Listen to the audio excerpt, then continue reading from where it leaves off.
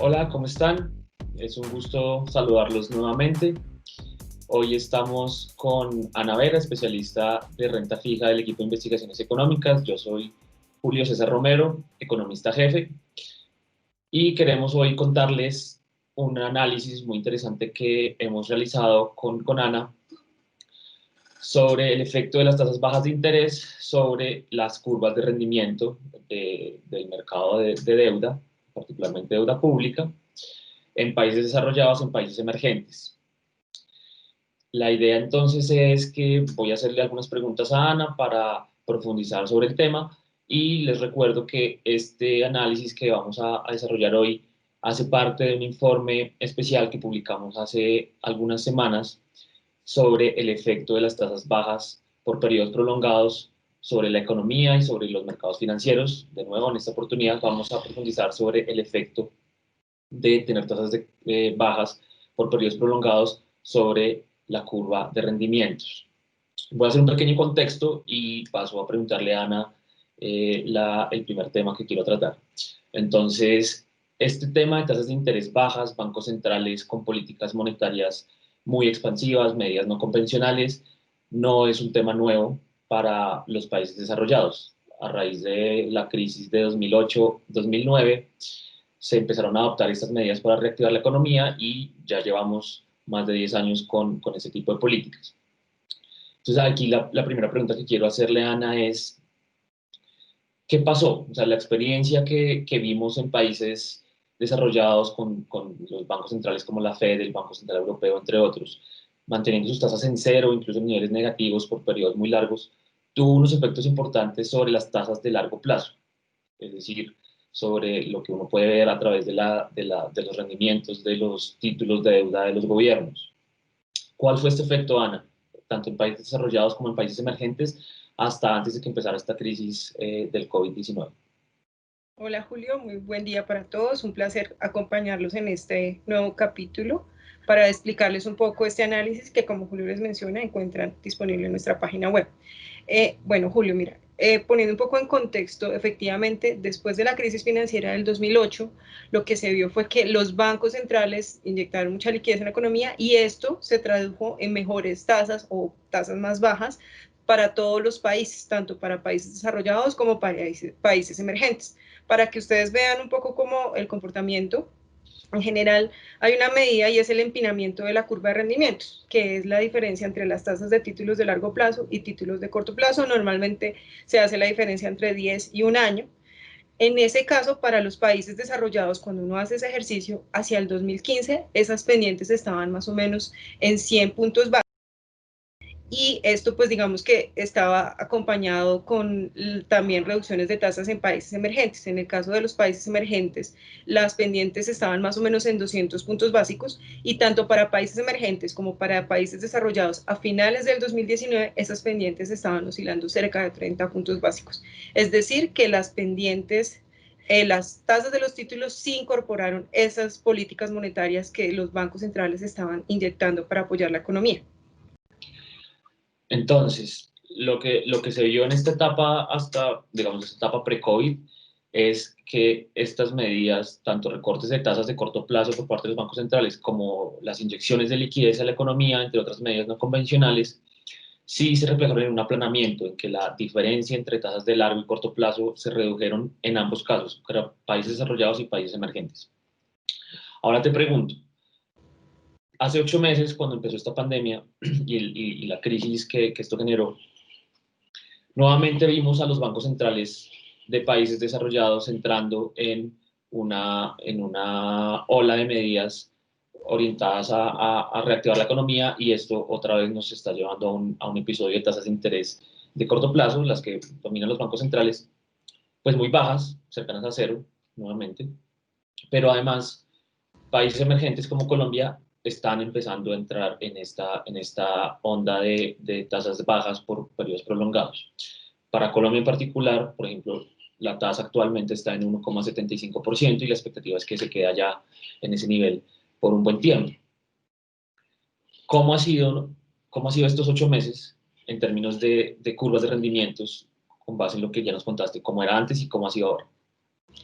Mira, Julio, como vemos en este gráfico, efectivamente, mira, a partir del 2019 las pendientes, como les mencionaba hace un minuto, estaban bajas, pero a raíz de la pandemia, desde marzo a abril, todas las curvas de empinamiento, de rendimiento se empezaron a empinar. Entonces, como vemos acá, tanto las pendientes de países desarrollados como emergentes se empezaron a empinar.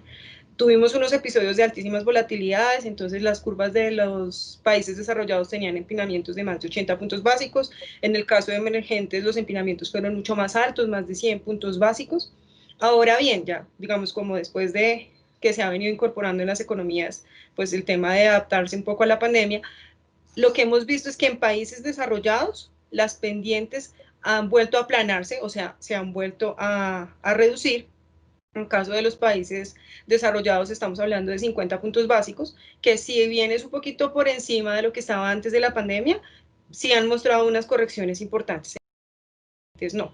Y esto es una cosa que nos llama mucho la atención y es creo que el parte fundamental de ese análisis, que después de la pandemia lo que vemos es una divergencia entre lo que se ha visto entre países desarrollados y en países emergentes, porque los países desarrollados han vuelto a ver aplanamientos en sus curvas de rendimientos, pues por todos esos estímulos monetarios y políticas de bancos centrales, pero los emergentes no. Quizá hay algo asociado con el riesgo fiscal, con el riesgo país, que es lo que nos está manteniendo esas tasas de títulos de largo plazo en países emergentes arriba. Profundicemos un poco sobre ese punto, Ana. Las tasas de largo plazo, ¿qué incorporan? Explícanos un poco, porque además de verse afectadas por las tasas de corto plazo, hay otros componentes que es clave tener en cuenta y que están detrás de esta divergencia en el aplanamiento en países desarrollados y que estemos viendo empinamientos o unos diferenciales amplios en países emergentes. ¿Cuáles son esos componentes? Mira, Julio, pues digamos que me gustaría sobre todo mostrarte este primer componente que es el más importante. Nosotros hicimos un análisis y encontramos, por ejemplo, que hay una relación muy alta entre el riesgo país y las tasas o el empinamiento de las curvas de rendimiento. Entonces, cuando uno, por ejemplo, mira la correlación que hay entre una medida de riesgo país como los CDS y el empinamiento entre las curvas en diferentes tramos, entonces entre 1 y 10 años, entre 5 y 10 años, 1 y 5 años, lo que se encuentra es que hay unas correlaciones muy altas, correlaciones positivas y muy altas. ¿Qué significa eso? Pues que efectivamente el riesgo país es una de las medidas que más explica la tasa de los títulos de largo plazo. Acá también encontramos algo muy interesante ver en este gráfico, Julio, y es que en el caso de los países emergentes presentan una correlación mucho más alta que los países desarrollados frente a la medida de riesgo país. ¿Esto qué significa? Esto significa que los países desarrollados no son tan sensibles, digamos, como a episodios por pronunciamiento respecto a calificación crediticia, mientras que los países emergentes sí, y como se ha visto pues recientemente, hay una ola de rebaja de calificaciones, hay muchas dudas en materia fiscal, muchas dudas en cuanto al recaudo tributario. Esto pues al final está pues minando un poco el riesgo país y esto es lo que nos va a repercutir en que esas tasas en países emergentes no bajen como si lo estaban haciendo en países desarrollados.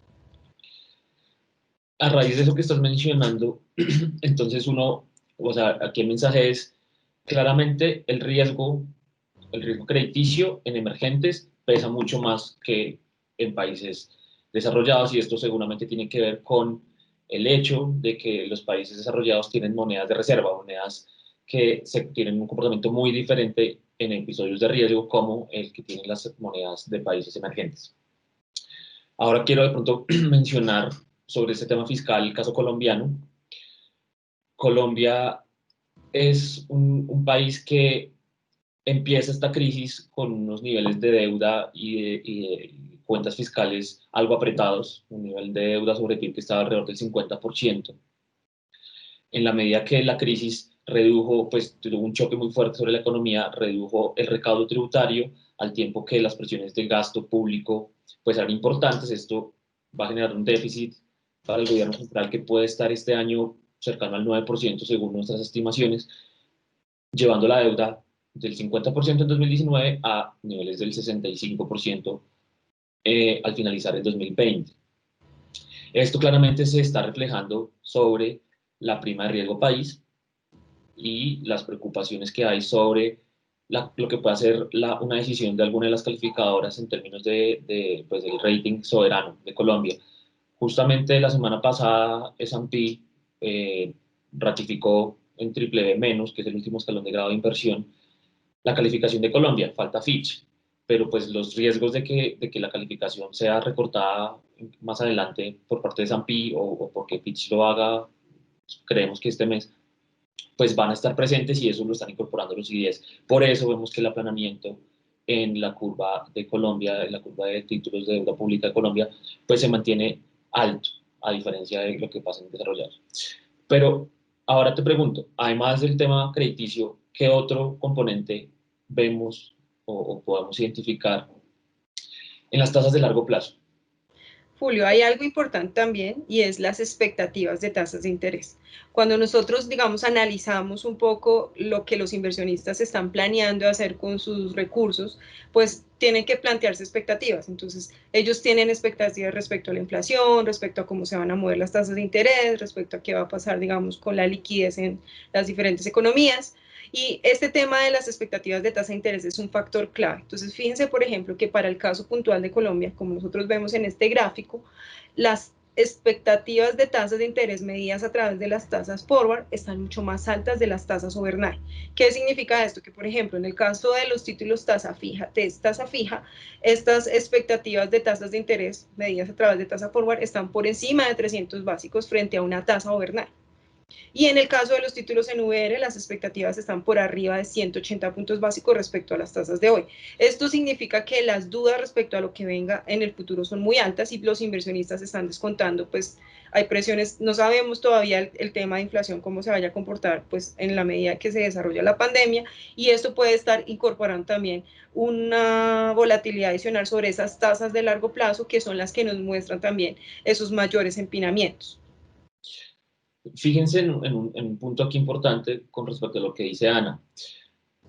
En Estados Unidos, la Fed hace un par de meses nos explicó o hizo evidente que las tasas de interés de corto plazo, la tasa de política monetaria en Estados Unidos, que está en 0%, entre 0 y 0,25, va a mantenerse en ese nivel hasta el 2024. O sea, vamos a tener al menos 3 años de tasas bajas. En Colombia la situación es bien diferente. El Banco de la República tiene la tasa de interés en el 1,75, pero las expectativas son que esta tasa puede estar empezando a aumentar en los próximos 12 meses. O sea, nosotros en particular en Corfi colombiana creemos que el ciclo de incremento de tasas debería empezar hacia finales del 2021.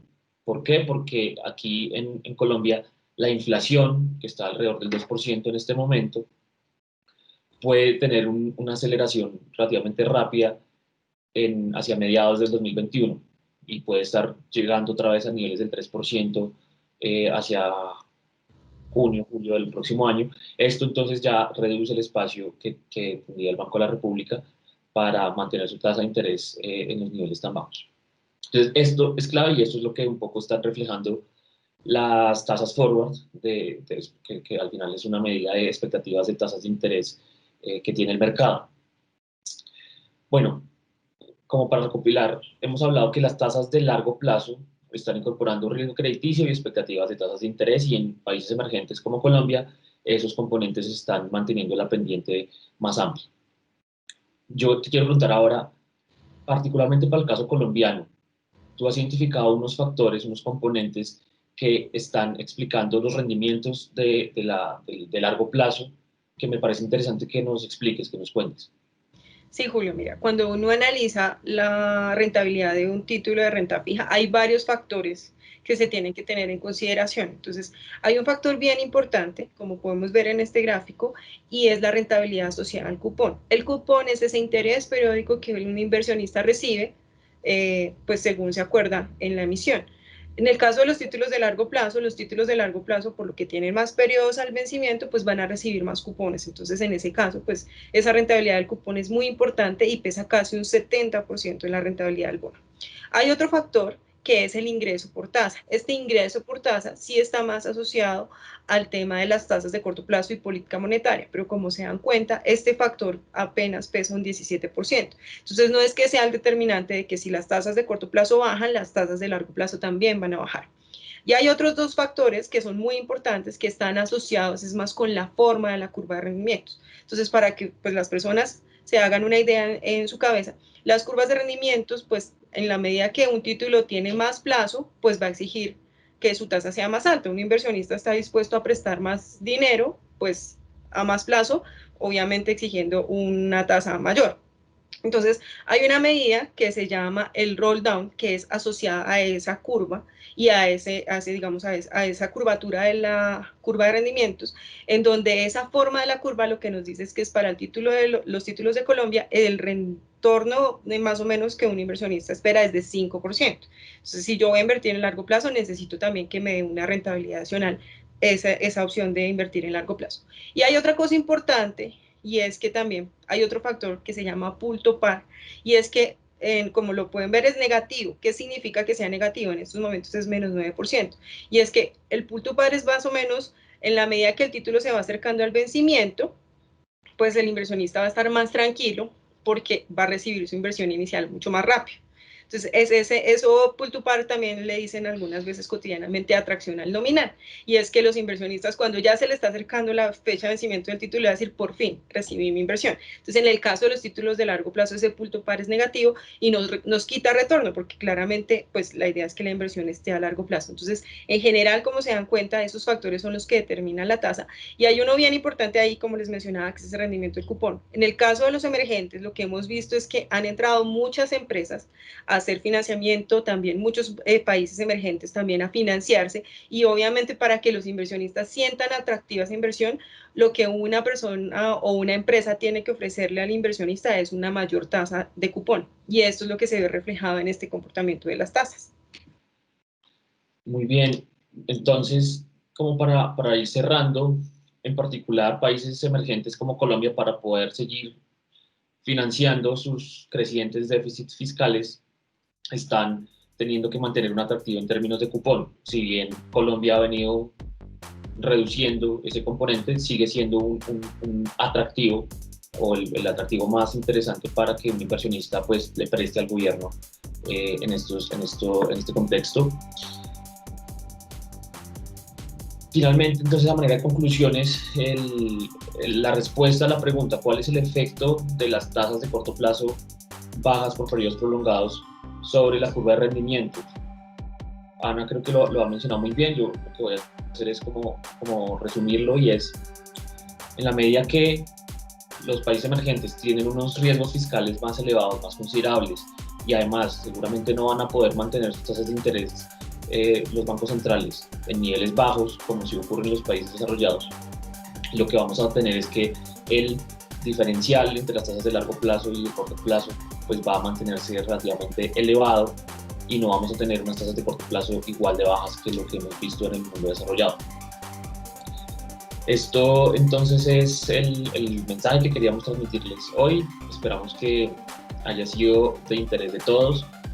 Recuerden que pueden visitar nuestro portal de internet www.investigaciones.corpicolombiana.com. Esperamos verlos en una próxima oportunidad. Hasta luego. Chao.